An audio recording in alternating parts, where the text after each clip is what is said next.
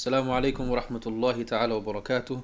So this is part 2 of our previous podcast where we discussed Sayyidah Khadija al-Kubra and drawing life lessons from her seerah.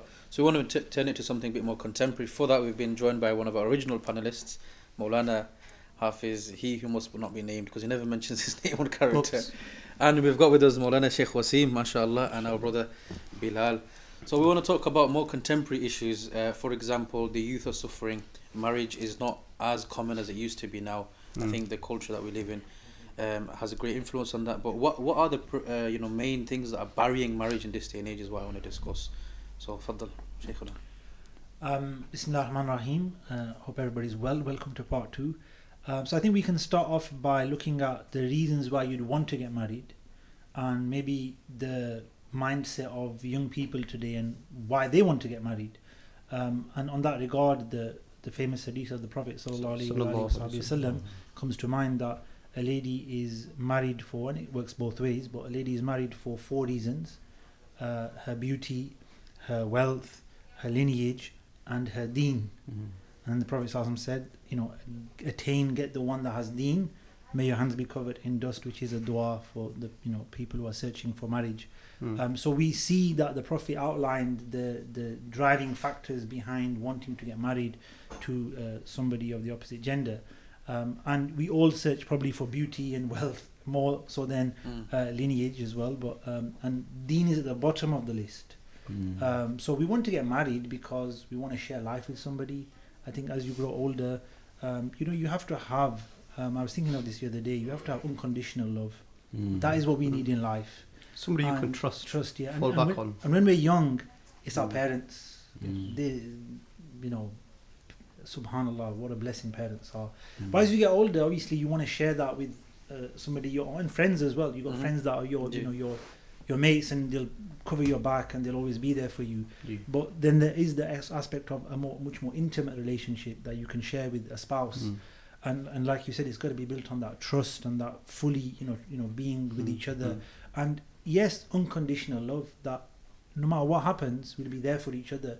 When you come home, you have that smile, you have that sense of relief when you get home. You have that sense of comfort when you get home. This is, why we should look to get married, that you want to build another relationship to help you in life, to help you with your relationship with Allah subhanahu wa ta'ala, because we need that. It's hard to remain calm, balanced, in this equilibrium in the world of mental health disorders and challenges. If you have a spouse, it helps with that. It gives you stability, doesn't exactly it? We need that stability in having a spouse. And I think personally, and I'm sure you'd all agree, you want to have a family. Brothers want to have families, sisters want to have families. You want to share life with somebody, have children, have your own home, do things as a family together, go out. You can be obviously do it with your own family to a certain age, but then when you're in your 20s, 30s, you want to have your own family, you want to look after them, you want to nurture them. So I think that these are the driving factors that are with us as humans that would want us to get married. But now the important thing is what the Prophet ﷺ said. In all of that we do have these human urges and feelings and emotions and characteristics, we've got to remember that it's the deen that is top priority. It's the religion, the practice of religion, the commitment to religious values that we've got to look at when we're searching for that spouse. There's a common thing that youngsters are saying nowadays where perhaps or potentially you might find a spouse or a potential spouse who ticks the box of deen, i.e. they pray their regular prayers and they fast and whatever, but in terms of character, in terms of the other things that are important, they fall short. So how do we sort of handle that? What would you say to those youngsters? I think it's what you interpret deen to mean here. If you mean deen as in praying and fasting, then I don't personally believe that was the meaning of the hadith. I feel the meaning of the deen here is a term that in English probably would say is religiosity, or that drive to be a good servant of Allah. You see, and that means that I am working on my character. I am working on my social interactions. I am working on my worship as well as all of these my Islamic knowledge and my connection with the Prophet sallallahu alaihi wasallam and with the whole tradition of Islamic law and the Quran and so on and so forth. So I think that's what you got to look for in a person. What you're also looking for is a spouse that's going to support you build your relationship with Allah. That's what actually drives you closer to Allah. And it's not just about her outward display of Islam. Just by her wearing a niqab does not mean that niqab is not going to get you closer to Allah. That's her outward display of her deen, which is between her and her Lord. But she is supposed to support you in your relationship with your Lord. And what Sheikh touched on is the 4 factors that the Prophet ﷺ mentioned. If you go into a bit more detail of that hadith alone, the first factor he mentioned was li maliha. So tunkahul mar'atu li arba'in, for 4 reasons. The first thing he mentioned was li maliha. Didn't mention the beauty factor. A lot of the times, mature men particularly, they will get married for the looks. They want to get married because of the financial gains that are associated with it. Whereas youngsters, because they in that naive age that they're in, maybe they'll prioritize the beauty and other aspects. But for a mature man, when he gets married, he's looking finance, he's looking money, stability, financial stability. And the Prophet ﷺ mentioned mal. And I remember reading the commentary of that hadith. Mufti Ahmad Ya Khan Naimi alayhi rahmah describes that if you get married for just the wealth, then she will deprive you of it and she will ruin your life. Then the Prophet ﷺ said that libaliha, then he said wa lihasabiha, then her family background. And if you're getting married just so that you could have that family tie, that connection, and you can roll with them now, you can go into parties and into on a bigger table. You're now going to sit with ministers, you're now going to sit with millionaires because you've married into that type of family.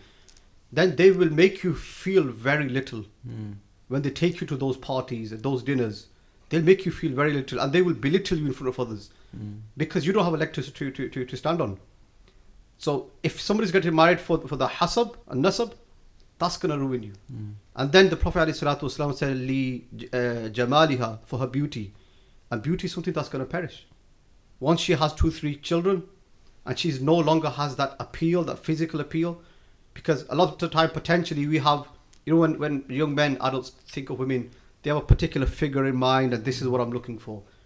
But after a few years, when that figure no longer remains there, he doesn't feel that attraction. And when the attraction's not there, then you'll see that family life is declining. But the one thing that remains static forever, if anything, it only builds and gains you closer to Allah. And the Prophet ﷺ said, 4th thing is lidiniha. For her, the term the Sheikh used was religiosity. And if we prioritize that as young adults, men and sisters that are watching, then you could never go wrong. Yeah, and I think to touch on the last point on religiosity, as you mentioned, Sheikh, that doesn't just mean that she's reading the Tahajjud every day or, you know, just the namaz aspect or the niqab aspect. I think one of the things that youngsters lack today is a longer term perspective on life and the decisions they're making today and how they're going to impact them in the long term, right?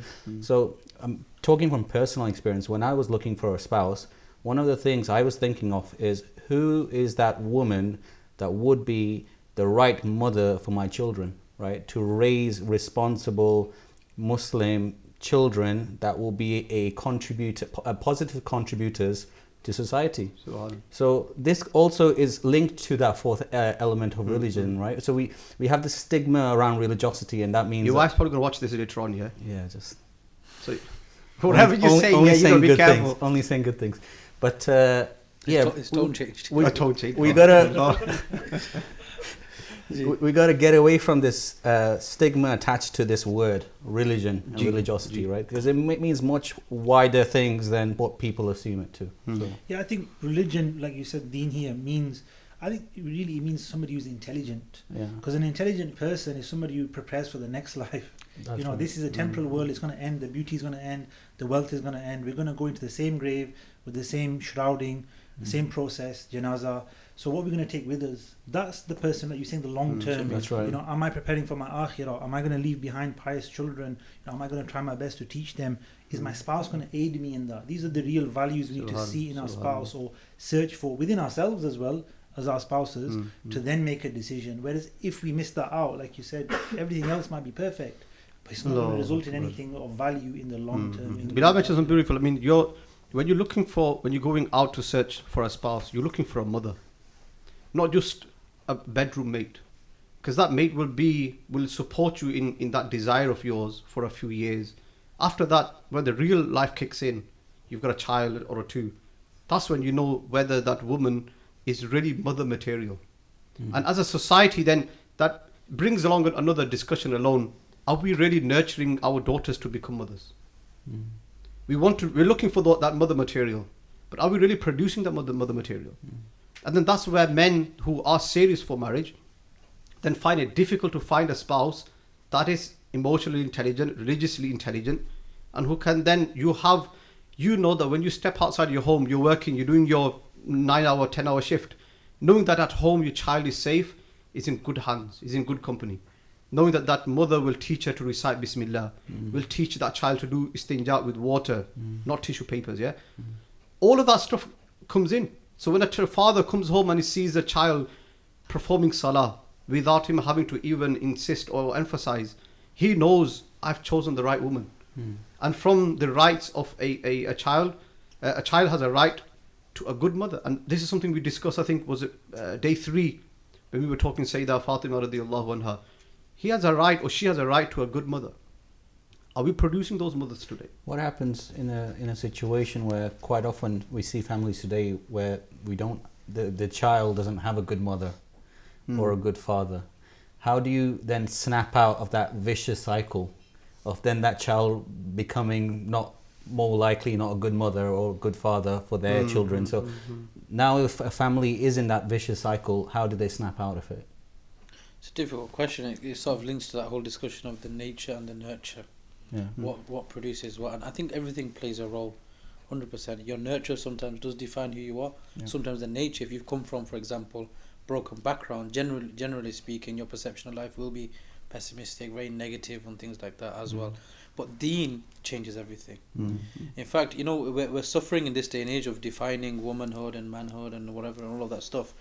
And if you really analyze that hadith there, the Prophet has actually prescribed the solution to all of these questions around womanhood. Because women are trying to seek empowerment through wealth, but the dangers that comes with that. Yep. And wealth is so finite, so temporal.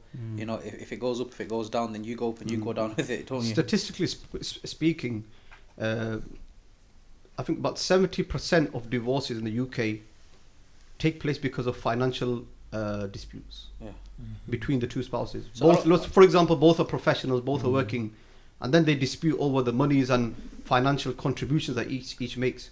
So leading on what you said. So even then you've got the lineage thing as well, seeking former glory or the glory of your family and stuff. All these things are very temporal. On that lineage side, let's enter the world of castes and and families, good spouses. Let's say you found somebody, good family or good person, good akhlaq, the deen is there, but now all of a sudden the caste comes into it. I think this is a real big problem out there. It is. I don't know if it still lives today. It was worse in the past, I think, but it's still there. I've come across situations where marriages have not taken place between two very suitable people, very good people, because families have not seen past the caste system. I want to put a spin on thing. There's also another side to this hadith, another understanding that I've heard ulama speak about.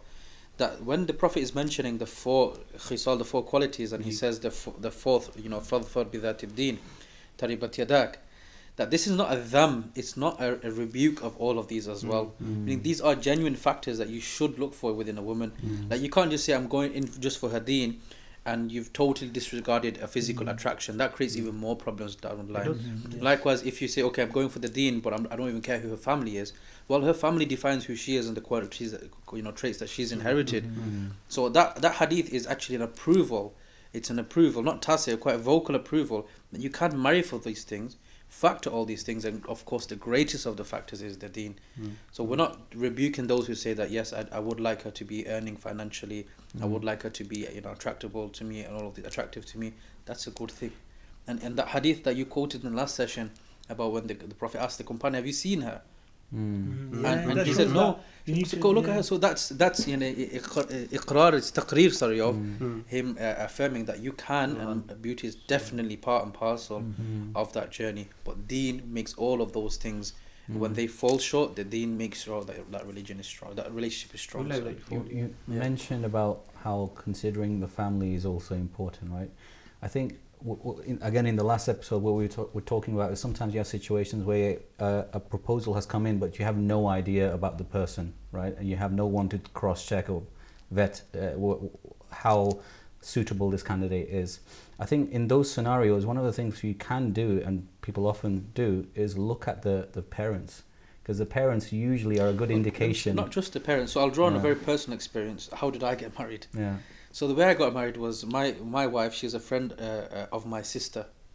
So, but she lived very far away. She's from down south. So it's almost impossible for us to get to know who they are. So in the Bengali tradition, you have 2 meetings. One meeting, they come to your house. The second meeting, you go to their house. After that, you make your decision. Yes or no. So what I really tried to do was when they came over, you really see how a person is when he's outside of their comfort zone. So I looked at their brothers, their parents, and how they were outside of their comfort zone. And then when we went to their house, we've seen how they are in their comfort zone. And based on that, I sort of deduced what she would be like. So the family, one of the roles of the family is to help you understand and define that person, or how they are. Exactly. So it does play a role. And I think youngsters are very naive nowadays. They think, well, I'm getting married. It's about me and her, and that's it. Well, as beautiful that is, and as romanticized as that is, it's just not the reality. Marriage is families coming together as well. And that's very dangerous what you just mentioned there, because if that's how the marriage starts, and a lot of young people are kind of pushing the issue like it's my marriage and decision. I want to take control of it, and my future, they kind of almost move away from the family as well. They don't want to get involved sometimes. And what I've seen that do is actually have a detriment on their religious side of things. Because when you're away from the community, you go further away from the masajid, your locals. You end up just becoming isolated, and your children don't grow up around other Muslims. They don't grow up around family. They don't have the family values. Because you started it off like that. You were rebellious in a sense towards family. So like you're saying, the family aspect is, I'm marrying somebody. I've got to know their family. Because when the child is born, he's the grandchild of that family, grandchild of my side as well, the uncles and aunties on both sides. So we've got to know each other, because we're going to have to get together at some point. We can't just say Quran even alludes to that, doesn't it? Ya ayyuhan nas inna khalaqnakum min dhakari wa untha wa ja'alnakum shu'uban wa qaba'ila lita'arafu. Translate more. So we divide it into tribes and into families. For what reason? So you can lita'arafu, so you can mingle with each other. And to say, look, I don't want anything to do with the family, just me and her. As the Sheikh said, it has detrimental effects on the offspring, or even between them. For how long will they continue living in that honeymoon period? There'll come a breaking point, or when things start to become normal.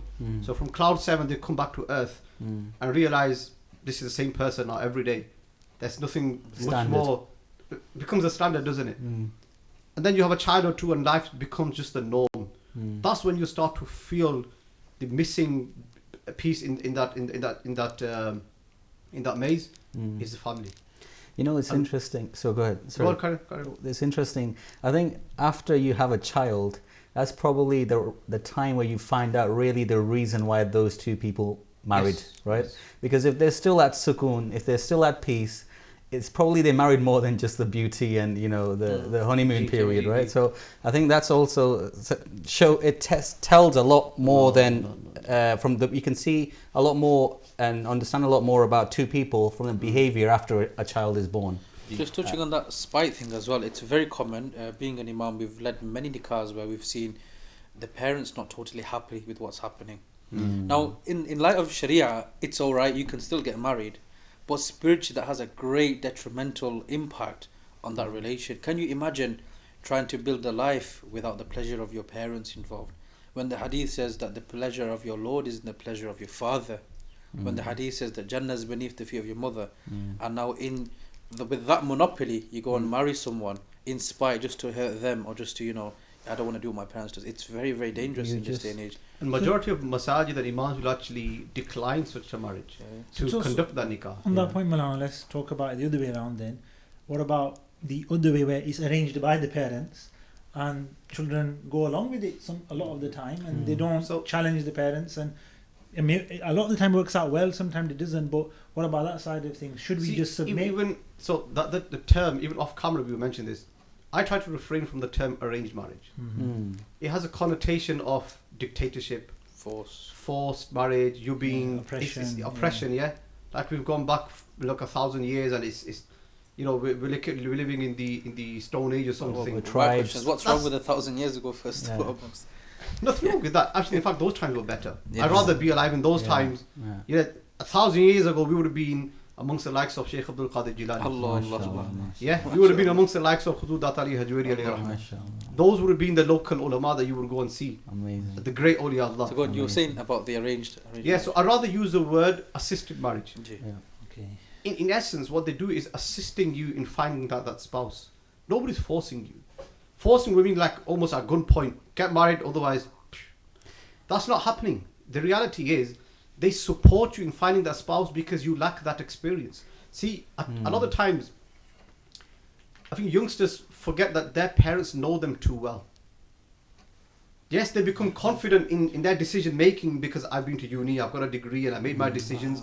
I'm old enough to make my decisions. But no, your parents have dealt with you for 25 odd years. They know exactly what partner you are looking for because they will understand your temperament, Yeah. find that one, and Even then if- bring the two together. Even if you don't realize in the moment, they Yes, actually do know. because that. in the heat of the moment, you're looking for, let's say you've been speaking to somebody online, or at university, a lot of youngsters get together, and you found somebody over even any Islamic society, and you've had a funding for someone. That's very minimal contact you've had with her. Is that sufficient for you to make a decision of a lifetime decision for two families to come together based on a few interactions you've had at a few events or something like that? Yeah, I think people today lack the ability to think critically, right? Because when you go to buying a house, you look for an advisor. When you go to making a financial decision, you look for a financial advisor. Why can you not have an advisor when you're looking to make such an important decision for your life in regards That's to why I marriage? like Sheikh Waseem's definition of when he said deen, and he defined it as intelligence. I really like that. Because when someone is awake like that, then you can trust them that they will have a rational, logical response to all life events, not irrational. Yeah. Yeah, so that's on beautiful. that point then, so assisted marriage is a very good term. I agree with that. It has worked in the past, like you said, 1,000 years ago. It was working for the best of people. It still is working. Yeah, it still works, exactly. Okay, let me put myself on the spot. Go ahead. So, I was at uni. So, year one of uni finished. Comes to the summer. I've come home. Just after Ramadan this was, yeah? So, I got married in Shawwal. I've come home one evening and Abuji's like, yeah, we found a rishta for you. I'm like, okay. Okay, Mum's taking me to if anybody's been to my house, we've got a shed at the back. We're making pakore. And Mum's like, yeah, you've just got off the phone and they've spoken to my chacha and everything's been arranged. I'm like, huh? There's no pre-talk. Nobody's mentioned anything that we're starting to have talks at this family or something. Nothing like that. I walk in, yeah, we already made the decision. Okay, so this is Monday evening. A few hours later, Dad calls me in again. Yeah, we booked the tickets. We're going. Yeah. When are we going? So the Manchester flight to Lahore used to be on a Wednesday. I remember. So I found out on Monday evening.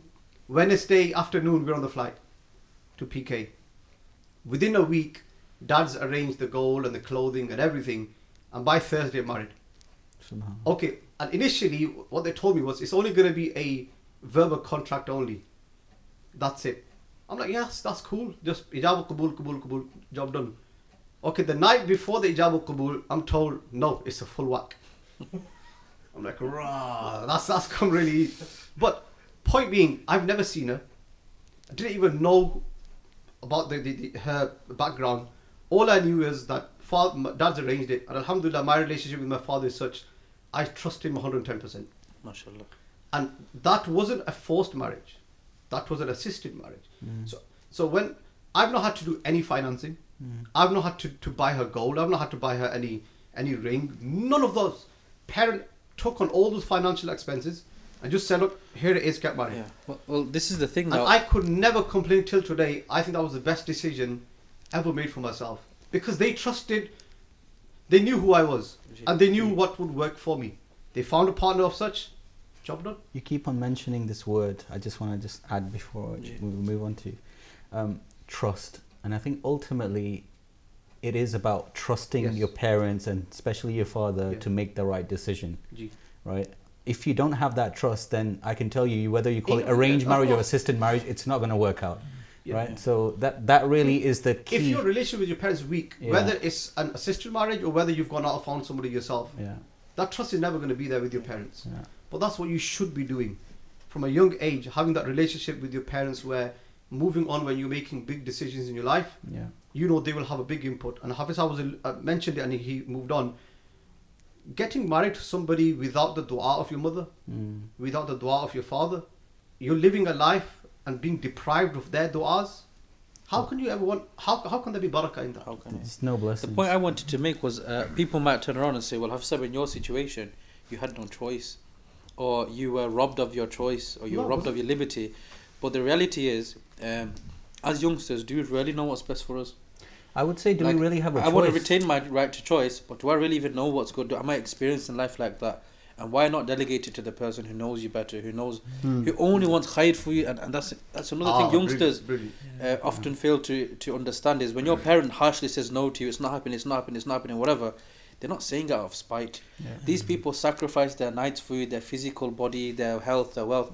They're not going to come and ruin your life now that you've reached maturity. They only want what's khair for you. You have nothing to gain out of the failure of that marriage, right? So, and I think also to mention, to touch on your point about choice, I would argue, even if it's not an arranged marriage, if it's a love marriage, do we really have what we call choice? Ultimately, we have to select from the options we have available to us, right? So you have you don't have a choice anyway. Exactly. Right? Exactly. Yeah, no, on that point, and sorry to maybe make it a negative, not everybody is going to have a beautiful situation like yours. You know, your father, mashallah, we know who he is, Allah bless him, and you as well, mashallah.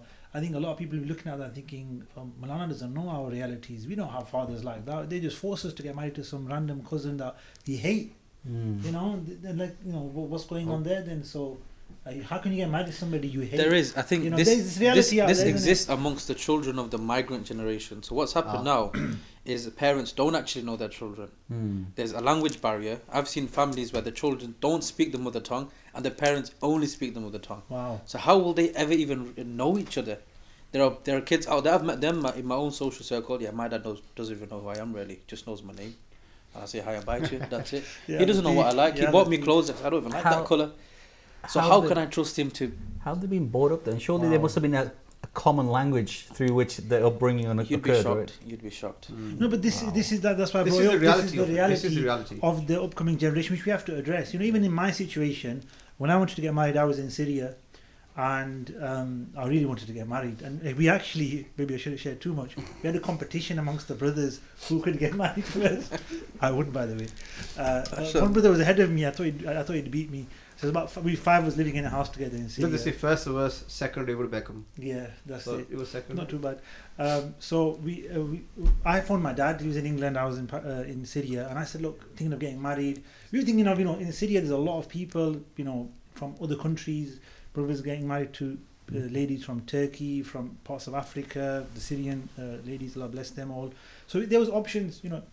It was really easy as well because you're students and you'll have like a common goal as well. You're here for the sake of Allah to learn the language, the Quran, the Deen.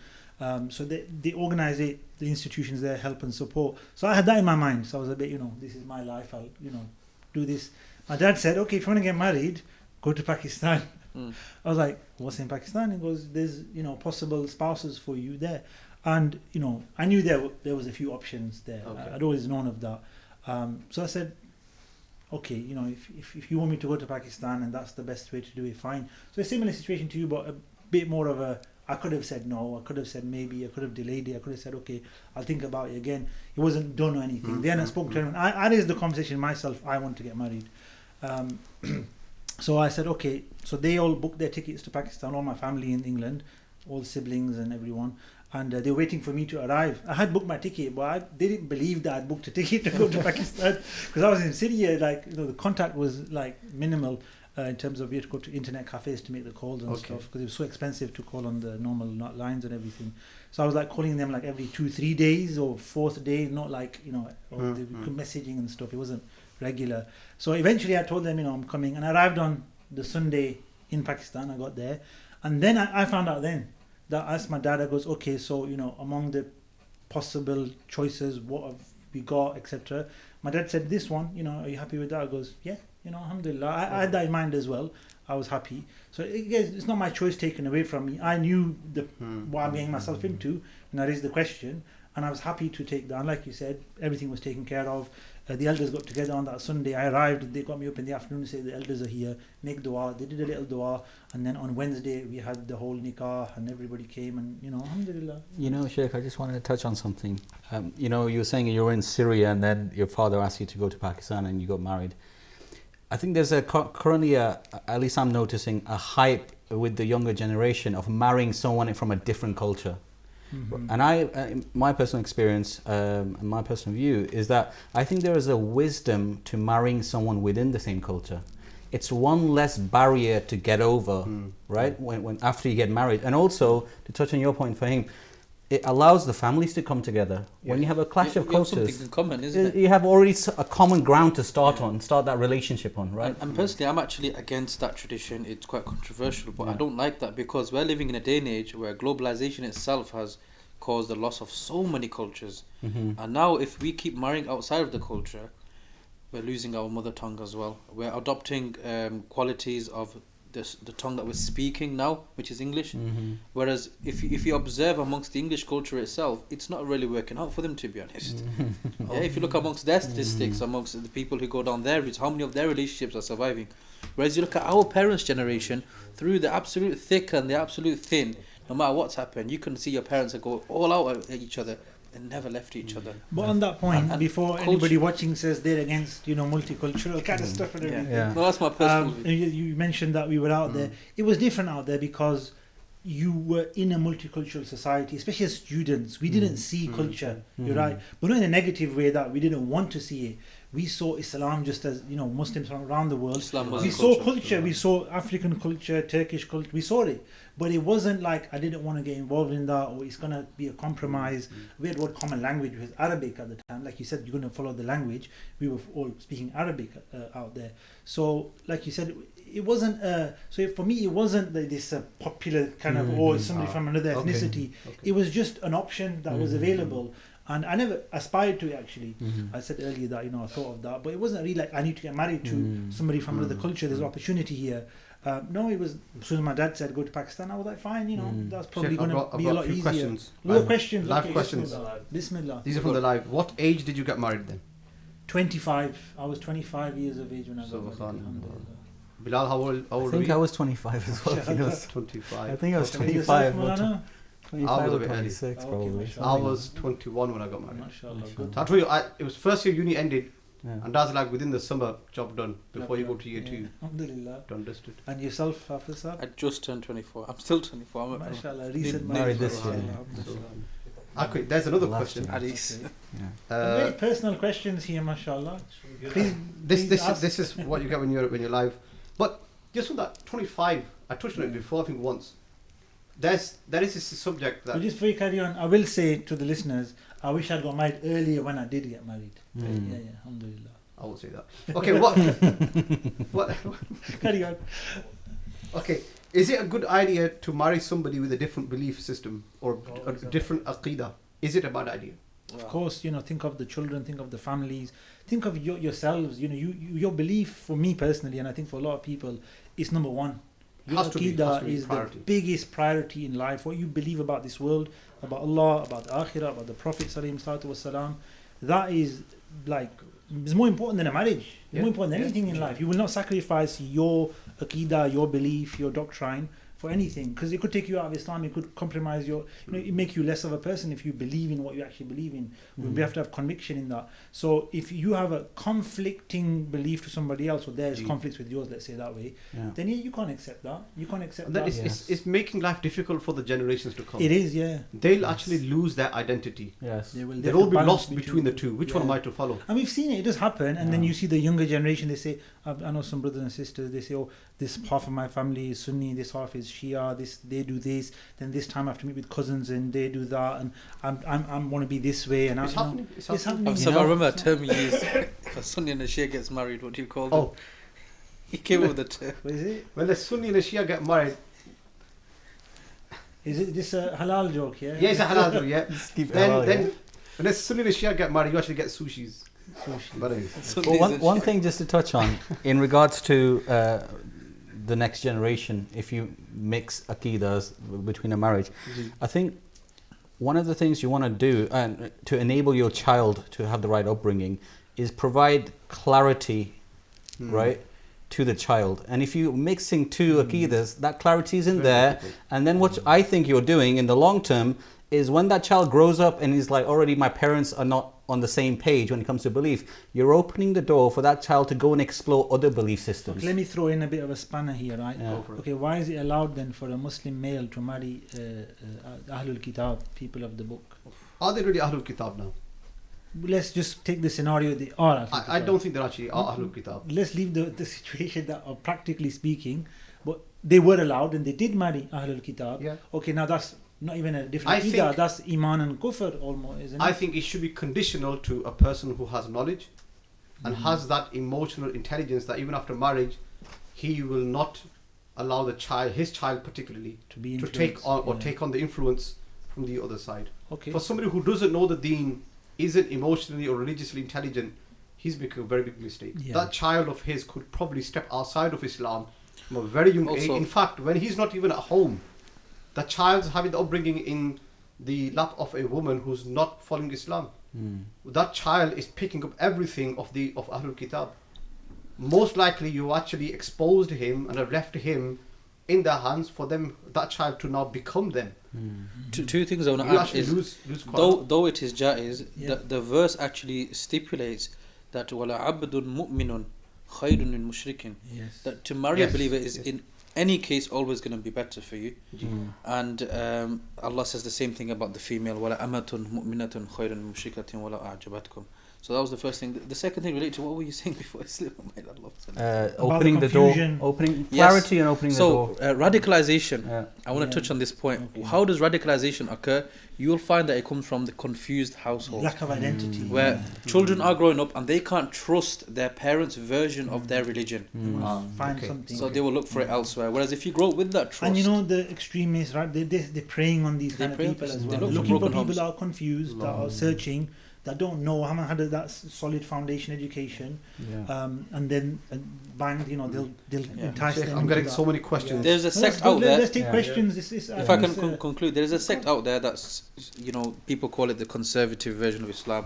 You probably get the ishara. Most of those people don't follow their parents' version of Islam. Most of them are most of them. munqati' from their they've parents. gone like the rebellious Yeah, type of they've people, rebelled against yeah. their parents. Why That is describes that? them very well, I think. Why is that? And just to one last Touches on thing, this. just to touch on about the fact that it's still jaiz to marry Ahlul Kitab. Yeah. Just because something is jaiz doesn't mean it's the right thing for you to do, right? Yeah. So it's halal for us to eat chapatis, but doesn't mean we eat 100 chapatis, right? So 100 might not be halal. well, there you One go. time. Well, there you go. So yeah, I think you also, this is the thing, it comes with maturity, right? We live in a time where most people lack maturity regardless of the age we're at. Yeah. And because of that, I think we need to really go back to the fundamentals and make sure we do provide that clarity for the next generation to minimize the risk of exposure to all these other belief systems as much as possible. And to add to that point, based off this fact that we're on a podcast, it's not an open conversation between friends where you could talk a little bit more freely and stuff. We've got to be careful what we're putting out there ourselves. It's live at the moment. And if somebody says, oh, this is allowed, there's no problems in that, and they'll take our words and go with them, then we've actually been the source of a problem. So this is why I brought it up, that look, there are these things, you might come across them, but you like you said, you can't just take something as okay and then say, or jaiz as we say, meaning it's permitted in the law to be, it's okay to do however you want to do it. Like you explained, there's a jawaz there was almost a necessity, almost a need and a permissibility that was given, but with its parameters.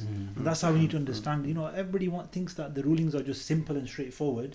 They are to some degree, but there's always like they say the fancy term, nuances, and you know, certain conditions or prerequisites that we always have to keep in mind when rulings are given. There's and one thing situations that, are brought up. So I- thank you to the questioner, Yeah. but we've hopefully tried to convey a holistic kind of answer to There's the one thing question. that I saw amongst the generation before me. I'm quite young, but amongst your generation and those before Mashallah, them, I think I'm younger than you, Hafiz. mashallah, in many ways, was that they would always seek the istikhara of a scholar.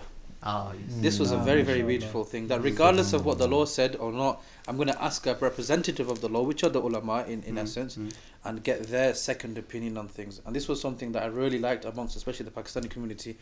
Me working in that community, they always come and they say, Huzur, we've got this potential, that potential. We need to go to the questions, I think. Yeah, Bismillah. If we have the viewers' input, it's better. Go ahead. First question, is there a halal way of dating?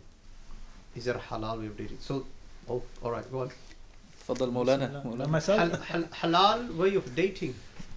I think in the previous segment, that's like podcast, you discussed. We discussed a little pre-marriage bit. contact. We did. That's like saying, is there a? Can you make a square circle? yeah. Allah. So pre-marriage contact is what we're really talking of when we say dating. So it depends what you mean by dating then, So if we say dating as in seeing each other before marriage, we can look at each other, but what do you mean seeing each other before marriage? If we're saying go out to the cinema together alone with nobody else, or go for a meal, go for a little drive, go to the countryside, then of course not. We've got to be clear cut and clean. This is not allowed in Islam. This is wrong. This is sinful. And that's not going to be a good foundation for an Islamically correct marriage. And from a psychological point of view, if the two have been exposed to each other for so many months before marriage, once they do get married, there's actually no more attraction left. And just at one point, I will say that who loses out the most in all of this is the female. Yes. This because they want to connect emotionally attached. Yes. The male can control the emotions and get out a lot easier than the female, and get what he wants maybe as well. So let me give you a scenario then. A member from our community. So whenever Arista would come along, talks will begin, and once the talks begin, the two will be asked to exchange numbers. So then they'll start talking before marriage, and he went through 5 potential spouses, and each one broke down because there was pre-marriage contact. So, and then it has other problems. So let's suppose when pre-marriage contact does happen, you really put on your best behavior, don't you? And then you're being so nice and polite, sugarcoating, and when you're messaging, it's false also expectations polite. is what it says. And then as soon as the marriage happens, and they're like, you weren't like that last week. A month ago, you were not like that. 6 months ago, you've never been like this. When did you become like this? And then now all those satanic whispers are coming in. Now the families are getting involved. Now we've been deceived. Nobody told us you were going to be like this. We want to divorce now. So many scenarios like that. It can happen because of that. It's almost a false setting it creates, isn't it? Exactly. And if you've emotionally already had that emotional relationship before marriage, after the verbal exchange of ijab and qabul, there's actually nothing left to really go for. Other than just the physical relationship. Just carrying on what was there before. This is the point I wanted to touch on. Whereas if... what you're building now. There's nothing to build on. Yeah. There's literally... marriage is like a bowl, right? A bowl of water. If you've already filled it up before marriage, there's nothing further to do after marriage. Yeah. So on that point then, a lot of the times, often it's suggested to have chaperoned meetings. Yes. Yeah. So what about that then, Hafiz? What do you think? You kind of what you did in your situation. Wouldn't you call that chaperoned meeting? Yeah, definitely. And there's benefit in that. Yes. What allows, first of all, meeting, you get to on some level know each other, but within parameters. But within a very halal, family orientated, respectable manner. Yeah. You don't always have to have her coming in with the tea and the jar, you have to do put that. it down and do all of that stuff. Yeah, and the door's always open. The door never gets closed.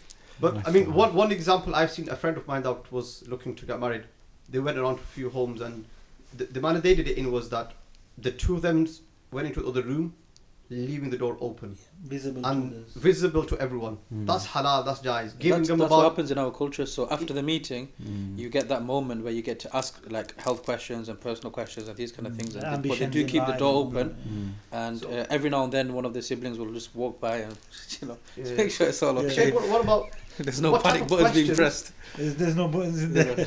What type of questions should be asking in that type of meeting? So when it's just you one-to-one, that's actually a really good question. What should you really be asking in those meetings? Good question. I've got something for I know what Bilal would say. It would be related to raising children. Mashallah. He's very forward. I can see that now. I think there's I two agree things. with that, by the way. I think you have to ask about family and children and how much you want that. How many children are you looking for? Exactly. Some men would say, I want to have 10 children, right? I want a big family.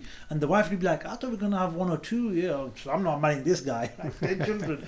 No, but some women would actually be like, I want a big family. I'm happy to have like 7, 8, 9 children. And my family was like, I grew up with 13 siblings. Because that's how it was in the past, right? So you definitely have to ask about children, but also about nurturing them. Like how homeschooling, normal schooling. So children is a big thing, but I think on a personal level, you got to look at your ambitions in life, right? Yes, you know, like what kind of income would you be happy with? Where do you want to live? Because I've got my mum here, I've got my dad here. You're living there. Where you want me to move out? You want me to live at home? Are you okay being a neighbor? So there's a lot of questions to ask. But I think the whole gist of it is to see if what you have, because you know yourself already, right? Is the spouse to be in line with a lot of that or not? Is there conflict? I suppose there's negotiables and there's non-negotiables. Because for ladies, that's the way. So for ladies, there be things like she wants to work. Will you allow that or not? Things, right? Things like that. For her, it might be a deal breaker. I want to have some life outside the home, working part-time, whatever. Then you're going to be like, okay, what happens when you have a child? Will you leave work then? So there's a lot of questions, like you said, deal breakers. Some people want to move abroad. When I get married, my plan is next 3 years. No deal. Yeah, I'm gonna move abroad. I know a brother like this. He wanted to go abroad after marriage of a few years because he planned it already, and it broke down with the potentially good young lady that he wanted to get married to, but because she didn't want to leave her family and go abroad, definitely a deal breaker. But this is the thing. I think also you got to keep that discussion organic, right? Like, don't make it look like it's a detailed interview. Because then it puts anyone off, right? But it's focus. Like interrogation.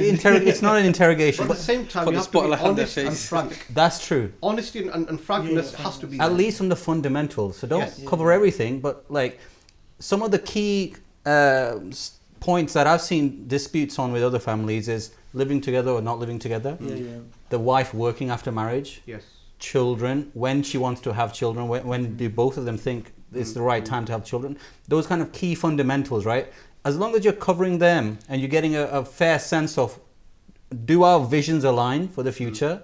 I think that's probably enough. What also I wouldn't advise is you try to, as I'm saying, make it an interrogation, and it has to be 100% pass for you to go to the next stage.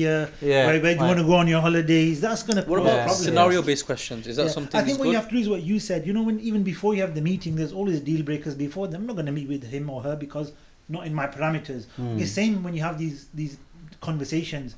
There's questions now answers you can only get through the conversation, but you should have the deal breakers within there, not directly maybe, but subtly, that I want to get an answer to this. I'm going to ask these type of questions to see if the person is going to, Are scenario-based questions a good thing to do? So if this happened, that happened, what would you do? What would you do? What would I do? I think that's type of interrogation, and for something like that, being, let's say for a girl who's really shy and modest, she'd probably find it difficult to answer those questions on the spot, and you will make decisions based on that response. You're like, you're not the one. I think probably she is the one. I think that scenario-based questions are for certain type of people. Like, people are in management and bosses, and they have good skills in life. They love scenario questions. They give them to others. They live by that. Whereas somebody who's very normal, everyday kind of person, scenarios are not really our norm. And when you give a scenario question, it can throw you a mile away, and then you think, okay, how do I answer this? You don't even know how to answer it, let alone what the answer is. So I think scenario questions can give you a wrong sense of the person. Like you're saying, that can lead to almost made up answers to look like the part rather than what that person would actually do in that situation. It's not a business contract. Come on, it's a marriage contract. Where you're going to have to negotiate. And a term Hafiz used was negotiable and non-negotiable. As long as that list is clear in your mind when you go in for that first sitting, and ultimately what you're looking for is compatibility. And once you find that yes, there is some level of compatibility between us, I think you shouldn't delay. Or what you are not just on that point of scenario. It depends on the scenario as well. Some of them are crucial. Like the scenario is we're going to live at home. You've agreed to that, but what if, she might say this, right? What if I want to move out now 1 year in, whereas I know I agreed at the beginning I'm going to stay at home. So those kind of things are genuine questions, because after a year in the family home, she might want to move out. 100%, her right as well in some degree. I want to add, you stay away from the what ifs. Yeah, exactly. It's very dangerous. But if you have those conversations and you put scenarios forward, it's gonna start like, oh, this will happen, that will happen, and both ways. The person gets a feeling of, well, I don't want to do that, my family, and rather than look at it as a positive journey forward, you're always trying to figure out how to avoid obstacles in this journey. It hasn't even started yet. I think another life question as well. Sorry. Well, you finish off. I'm just going to finish. I think also asking too many non-fundamental questions shows the other person you lack trust, and that's never a good starting step for any relationship. I think the one thing you do have to have in this is a nice conversation. It might even be about your favorite color.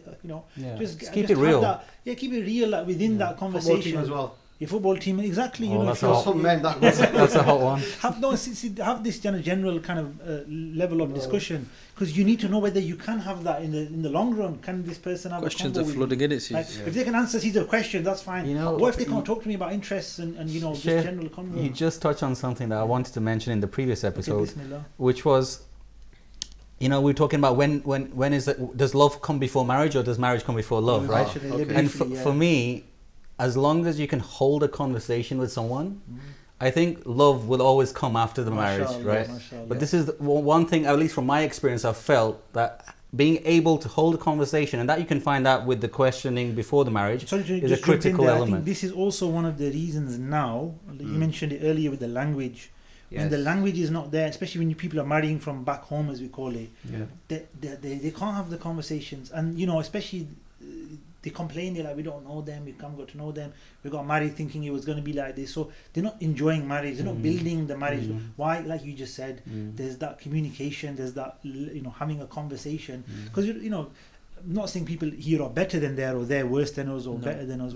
We have different upbringings. We go to university, we want to be intellectually engaged.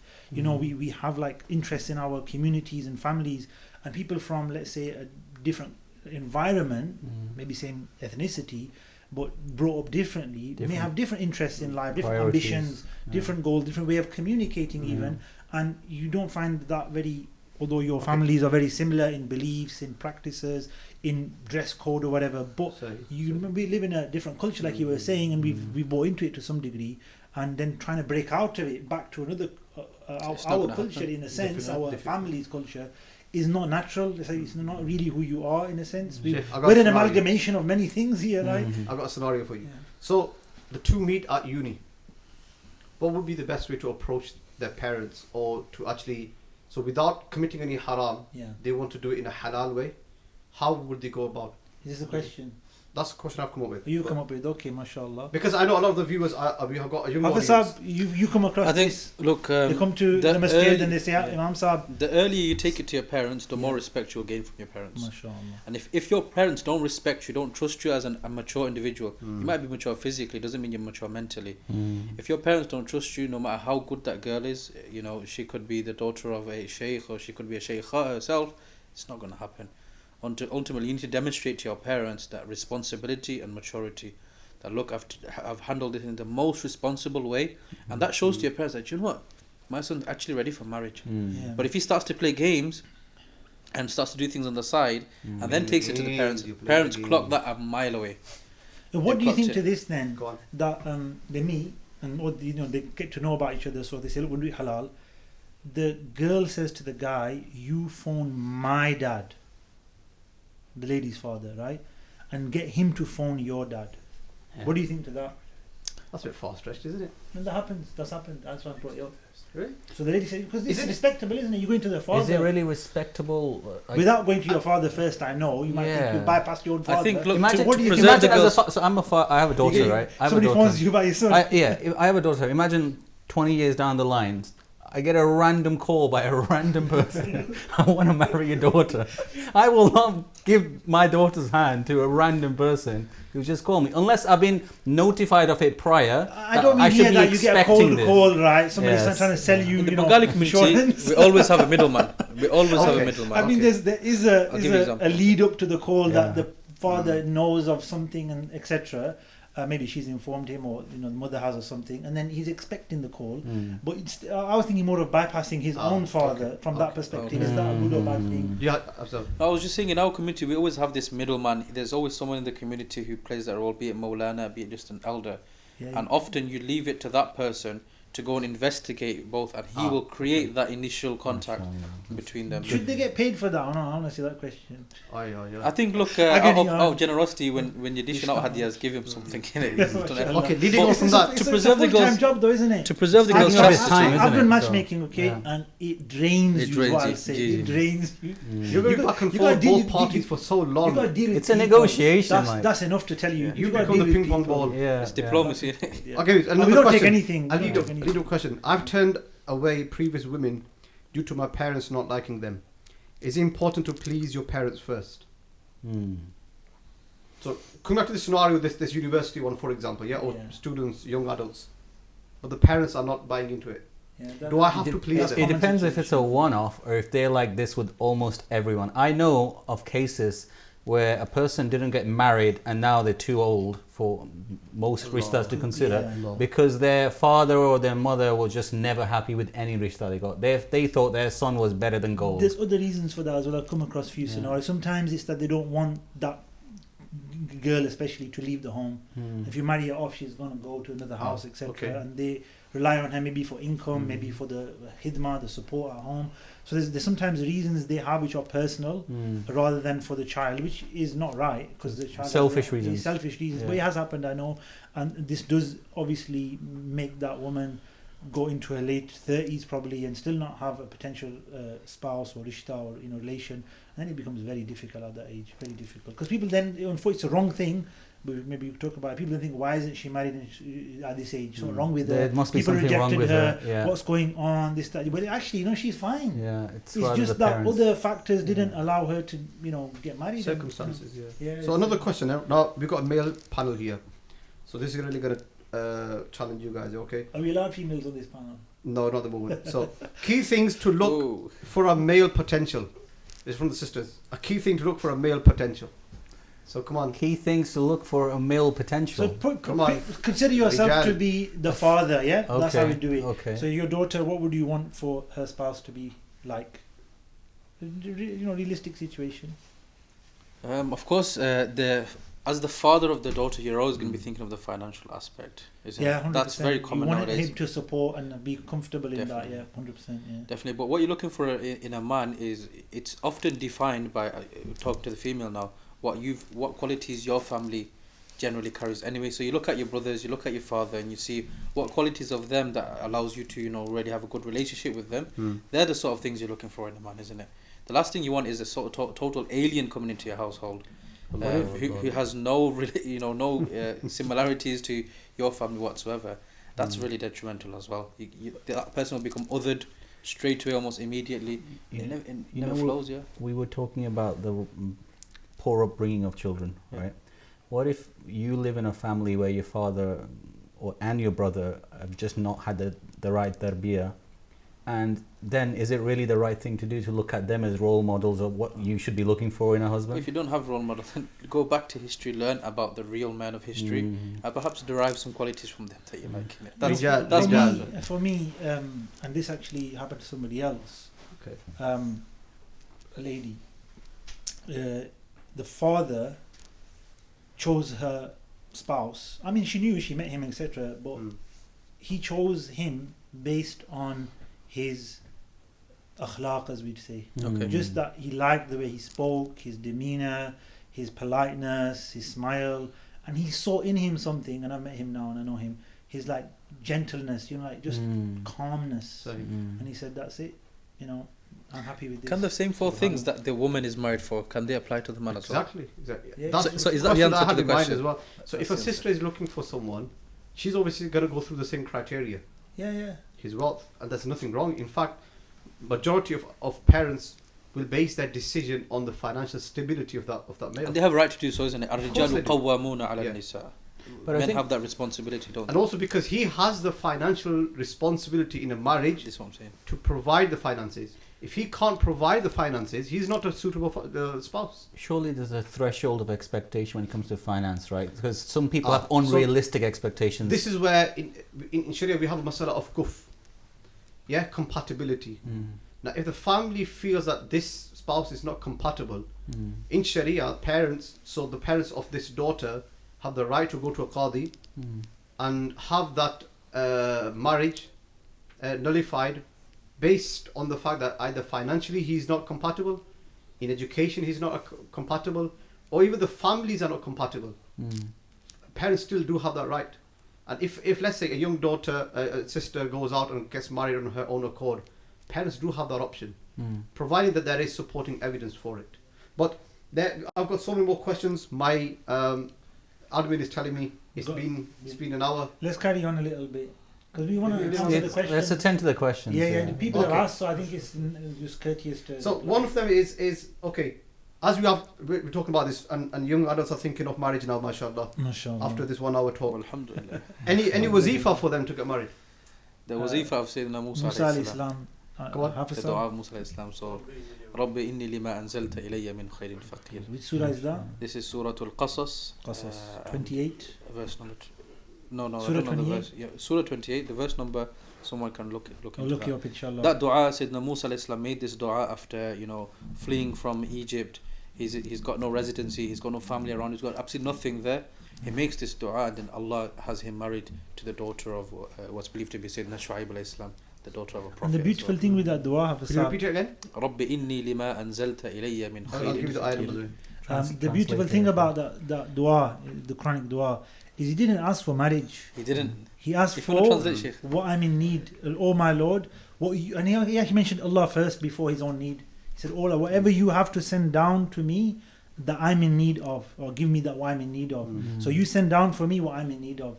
So we knew he needed wealth. He got wealth. He got a job. Mashallah, after that, he was hired by the father of the contracted two. to 8 years. Mashallah, 8-year contract. 8 or 10 year contract. Wow, he says, right? He got a spouse. He got a family. He was given many blessings by asking Allah for what he. The beautiful thing is the word used faqir. That if we are fuqara, we're needy to Allah subhanahu wa ta'ala. We're dependent and impoverished. We have nothing except for Allah gives us. And Musa alayhi salam made that dua and he got married. Sheikh, you touched on the word need. And this is where I was trying to ask earlier, is whether the male or the female, especially the females, they're looking for a husband that's wealthy, financially wealthy.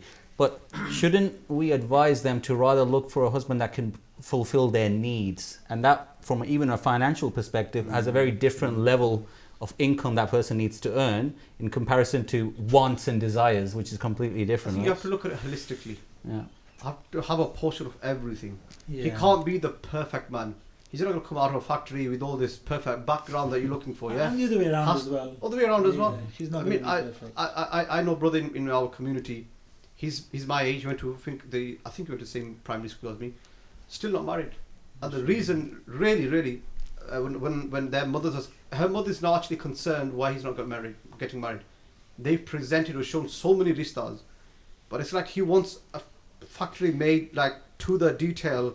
This is what I'm looking for. Get it me, otherwise I'm not getting married. There is no such These thing. are false expectations. Yeah, there's no such thing as a perfect partner. And I think also as we're talking about, you should look for is fundamentals, right? Yes. What you're really looking for is a rough diamond, and then you work with that person over your marriage period to shape them in the way that's most desirable and attractive and everything else for you. Right. On that question you just raised and Mulana answered about the need, I thought what you were going to ask, which I think is a scenario to bring up, is what if the potential spouse cannot fulfill or provide all the needs, financially in particular, but is a very good person, from a very good background, beautiful akhlaq, and will be a good husband, but because of the low income, maybe or maybe the family background to some degree, the parents, I think, we don't want to consider that, a young man for our daughter. Yet, as a Muslim, as a servant of Allah,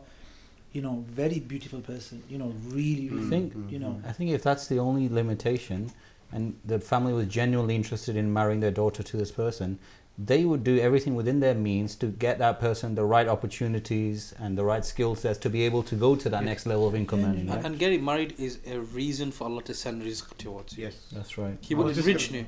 He will enrich you. And the ayah says, وَأَنْكِحُ الْأَيَامَ مِنْكُمْ وَالصَّالِحِينَ مِنْ عِبَادِكُمْ وَإِمَائِكُمْ إِنْ يَكُونُوا فُقَرَاءَ يُغْنِهِمُ اللَّهُ مِنْ فَضْلِهِ. I mean, our approach to it is completely wrong. We want wealth and then get married. Allah is saying, get married, the wealth will come. Allah. So you're suggesting Our multiple approach- marriages to be able to get wealthy? And it uses the plural, ankihul. Ayama.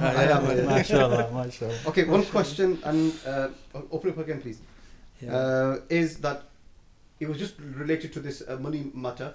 I'll read it out to you. Bismillah. Okay. then. Again, to money now, mashallah. Mashallah. Finance. So, I know people who have been married with little money, and I wanted to get married young, but my family's told me I need a certain amount of money before I did. Is this a correct way of thinking? Can I answer this part? First and foremost, your family is saying that it doesn't actually mean it's about the finance. It probably you're not mature enough. Maturity, yes. They want to put a barrier for you. They've just put that as a Yeah. barrier. You're not ready for marriage. That's what your parents are saying in essence. Because if they saw the right person and you're ready to get married, They they wouldn't wouldn't care want you to about get the married. They would finance it. Yeah. But sometimes I think, I think generally now, because of the world we live in, we think, 16 it's illegal now actually. We think 18, and laws changed by the way. You were allowed to get married at 16 with parental permission. Now it's consent, 18. 18, yes. And no parents can, do anything before that. Good job we follow the law, alhamdulillah. I think that's actually very good. But the point I was mentioning Because was... even by 18, Yeah. a lot of young adults have not matured. Yeah. But that's they the don't point I really was going to know. mention, Yeah. is that even, especially today's day and age, Yeah. in the olden days it was different. We were talking about earlier, where some of our parents probably got married in their mid-teens, or our grandparents especially. And even now in some cultures they do that, like 16, 17. They mature. They know what life is about. They've been through rough times and hard times. Whereas, like you're saying, as we grow up, and I speak by myself rather than the society, I wasn't ready at 18 or 19. I wouldn't have been able to really understand the meaning and responsibility of looking after the person and being there for them and so on and so forth. I think it was my early 20s where I would have been okay, and I would have probably taken it on board really well. So I think so people are different though. Somebody 18 could be mature enough as well. I'm not trying to say that everybody's like me, but like you're saying, in that scenario, the parents would probably seen their son and they would have understood, no, he needs a few more years to obviously get into And I think young adults need to then graft. If you really want to get married, work hard, show your, pull the money in, show to your in-laws that you are proposing to, this is my money, this is I'm working. What's stopping you from getting married? I know And now there's I no know a reason to say father-in-law no. Now that there's did no that. reason to say no. I know a father-in-law that did that. Somebody wanted to get married to his daughter, and one of the problems, or not problems, but one of the obstacles, let's say, was his income. And he said, no, if you're not earning enough, and we want you to be able to provide and have your own home, and we want this for our daughter. So he came back 6 months later with a job, with the income, and he said, I'm okay now, I'm ready now. And they said, yeah, bismillah. They did the nikah. So if you really want it, you would do parents it. Really want really it, actually you can- appreciate that. In-laws would appreciate he's worked hard. Yeah. He's actually proved this guy's dedicated. He's actually worked towards that. He's made an effort. Now financially he's stable. They will actually trust him with a lot more. Alhamdulillah. I have And the effort itself and the desire course, and the of showing course. your But what we your don't want is qualities. people beating around the bush yes. and crying about, I'm not getting married, I'm not getting married, parents are not allowing me, or in-laws are not allowing me. Have you really stepped up to them to actually To the fulfill mark, all the yeah. demands? Yeah. Just like you've got a demand, a criteria in mind, they have one as well, and they have every right to do so. Yeah, I have a question. Up until now, we've talked about people wanting to get married, right? For all the reasons we've discussed. What about if a person who, in the current day and time, Doesn't want to get married. they're looking around, they're influenced by the culture we live in today, and they're not so religious. They don't really want the wealth or the lineage or anything we've discussed, right? Why should that person get married? Like, what's in it for them to get married?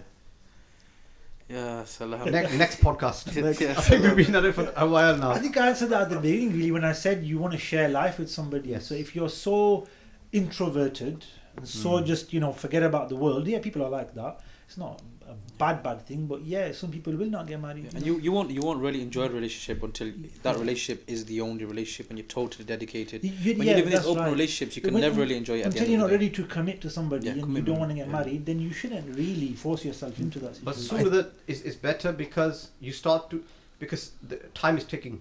Yeah, Age. that's another You're factor. losing Yeah. age. When you do decide later on, A lot of people that are actually employed or run businesses, successful businesses from a young age, they actually don't engage in marriage because their priorities are different. Yeah. But what they will realize is when they start to age and time is ticking, when they do hit that age and they're still not married, firstly the rishtas will start, they'll be delayed. Less rishtas are coming in because they think you're up to no good. Dry up. And secondly, you then start to, like Sheikh mentioned earlier on, right at the beginning, you'll feel the absence of a relationship. And by that time, what will happen is all your peers will have got married. You've attended so many weddings of your colleagues and friends from high school and primary school. Yeah. You've seen everyone get married, and the only one left out as a bachelor is you. You know, And you'll feel it when they've had children, and you see them living a successful family life. They smile when they go home. They're smiling coming out. You know, they then invite you to their children's birthday parties, and so much feel going like on. you're missing out. He feels, look, I'm missing out. yeah, badly. all these moments in life, right? And that moment will come. Yeah. Now, later on, surah, it's gonna happen. So Yeah. you rather just move I towards that think now. you touched on this, right? Missing out on the feeling of missing out on moments and relationships. Yes. I think one of the biggest pandemics, even to use that word nowadays, is over the last 20, 30 years, the number of the percentage of population that feels lonely has dramatically increased, and the percentage of people that feel they have at least one close friend has dramatically decreased. Yes. So I would say, even if you're not religious, even if you're not looking for wealth or whatever, all of these reasons we discussed, which are fair, marriage is one way to be able to have that close friend to share personal things with, have that level of companionship, relationship, that essentially a lot of people are missing because of the world we live in today. Is that why insan is called insan? It comes from uns, isn't yeah, it? just reminded me, just hit me as obvious point, to be honest. Adam alayhi salam was alone. Yes, yes. And Allah created for him a spouse Yes. to share life with. I mean, Share, imagine yeah. being in paradise alone. Yeah. Is there any joy in that? Yeah. Like, what did Imam Shafi say? If it was not for praying in the nights praying in the nights, standing, fasting the days, and suhbatu salihin, I wouldn't have wanted to stay in this world. Right? So companionship, like you're saying, is part of our humanness, and that uns we get, that comfort we get, that solace we get from other people is a part of life that you know. Social creatures. And it is a religious thing if you think about it, because like we said earlier, Adam alayhi salam was given the leadership of Hawa alayhi salam, not to take them away from Allah subhanahu wa ta'ala, but to bring them closer. There's that to sort Allah of triangle, subhanahu wa isn't it, ta'ala. that you see nowadays, where it says Allah at the top and husband and wife at the bottom. It's I thought you were though. going down there another route there. And then as they get Bermuda closer, Triangle. as they get closer to Allah, they end up, getting in union within themselves. So as well. that is a Subhan. good one. But it's the truth. It's the truth that is ultimately what it is. If you look at it in the bigger picture, it's not just enjoyment or just entertainment, or like we said earlier, it is a growth that you're going to experience through marriage, and you'll appreciate a lot more things in life through being married. You know, they say that your biggest contribution to the world is through your children. So, it's serving much wider purpose than just desire, Yeah. fulfillment of Quran desire. mentions it beautifully. لِيَسْكُنَ إِلَيْهَا. Everyone's looking for peace. Everyone's looking for that satisfaction. Allah says through your spouse, you actually gain satisfaction. That peace that you're looking for, that was missing. Alluding to what the Sheikh mentioned, that Adam alayhi salam, he had everything in paradise. In paradise, what is missing? Yeah, if you look at all the descriptions of paradise in the Quran, and you're like, rah, is there anything missing? But even Adam alayhi salam felt the absence of a spouse. And in Jannah, one of the biggest blessings you'll have is the hur for men. You'll have a spouse. Companionship. And that's really what I've got so many things that come to mind. I'm really holding myself back. Yeah, Maulana, we've gone Look at the time. majorly over time. Alhamdulillah. Mashallah. It's been a good podcast. Thank you for having me on. Jazakallah. Jazakallah, Sheikh. We're Sheikh, blessed to I have haven't you. got time otherwise. I know. I'll probably do episode 3 as well right We're now. getting Yeah. signals to end, so call it a day or a night, whichever Jazakumullah time it khair. is. Mashallah. Inshallah. Barakallah. Barakallah. Thank you very much for your Barakallah words. feekum. Thank you. Bilal. Jazakallah. Jazakallah. I know